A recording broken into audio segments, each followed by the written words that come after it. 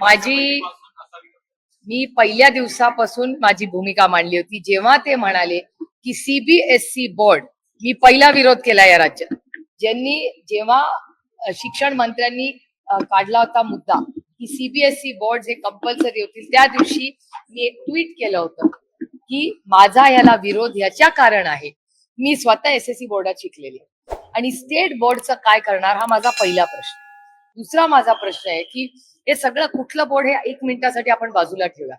महाराष्ट्र सरकारचा जो अस्सर रिपोर्ट तुम्ही पाहिला, जो प्रथम नावाची संस्था काढते, जो केंद्र सरकार ही रिफर करतो, त्याच्यामध्ये महाराष्ट्राच्या शिक्षणाची काय परिस्थिती आहे ही बघता आज अंगणवाड्यांमध्ये बिल्डिंग नाहीये. तुम्हाला आज सगळ्या जिल्हा परिषदच्या शाळा, शिक्षक भरती असे मोठे प्रॉब्लेम्स असताना तुम्ही SSC board to CBSE board एवढा मोठा शिफ्ट करताय. भाषेचा सोडा, मी बेसिक मध्ये आधी उत्तर मला हवं. भाषेच्या चर्चेवर आपण नंतर येऊया. पहिलं बेसिक इन्फ्रास्ट्रक्चर तरी आहे का तुम्हाला? सगळ्या या महाराष्ट्रातल्या मुलांना गणित, भाषा आणि सायन्स हे तरी व्यवस्थित येतंय का? कुठलाही बोर्ड सोड. त्याच्यामुळे माझं असं म्हणणं आहे की घाई करू नये. हे न्यू एज्युकेशन पॉलिसी ही रेटणं हे चुकीचं आहे. मुलांचं प्रचंड नुकसान होईल. शिक्षकांचीही तयारी झालेली नाहीये. कुठलाही कार्यक्रम हा न्यू, आणि जरी तो बेसिक इंटरव्हिनिंगला केला तर माझं म्हणणं आहे सीबीएसई बोर्ड कशासाठी? एसएससी बोर्ड का नाही तुम्ही इम्प्रूव्ह करत? स्टेट बोर्डचं काय होणार मग?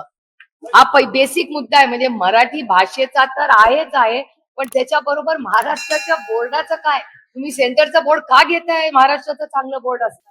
मला बाल भारतीचा सार्थ अभिमान मराठी भाषेचा आहे, बाल भारतीचा आहे.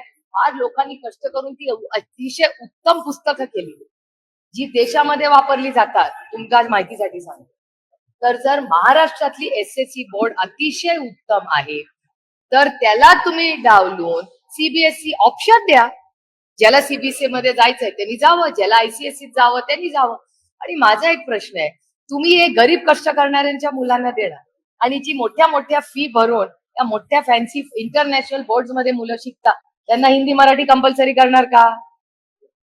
मग सगळ्यांना नियम कायदा करायचा असेल तर सगळ्यांना एक केला पाहिजे. हे असं सोयीप्रमाणे चालणार नाही.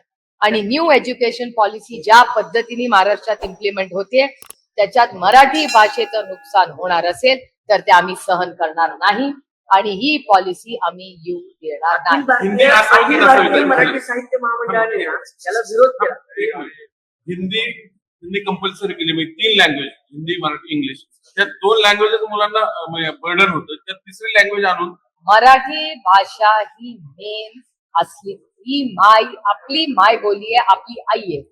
मराठी भाषा ही प्रत्येकाला आलीच पाहिजे आणि नंतर त्याला कुठल्या 2-3 भाषा घ्यायच्या ऑप्शनल आई वडिलांना द्या.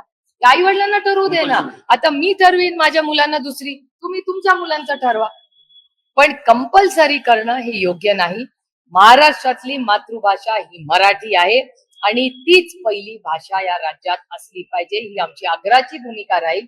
बाकीच्या किती 5 कशाला 10 भाषा शिका, आमचा काही विरोध नाही. तुम्हाला इच्छा असेल पाहिजे तेवढ्या भाषा शिका, आनंद आहे. पण कंपल्सरी करणं हे योग्य नाही. अखिल भारतीय मराठी साहित्य महामंडळाने देखील याचा विरोध केला आहे. ते म्हणतात की मराठीलाच प्राधान्य द्यायला पाहिजे.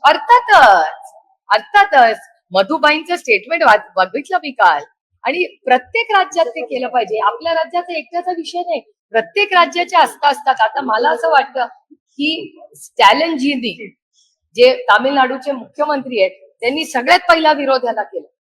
म्हणजे एवढा गदारोळ पार्लमेंटमध्ये झाला आणि तेव्हा सगळे म्हणत होते अरे यांचं राजकारण चाललंय.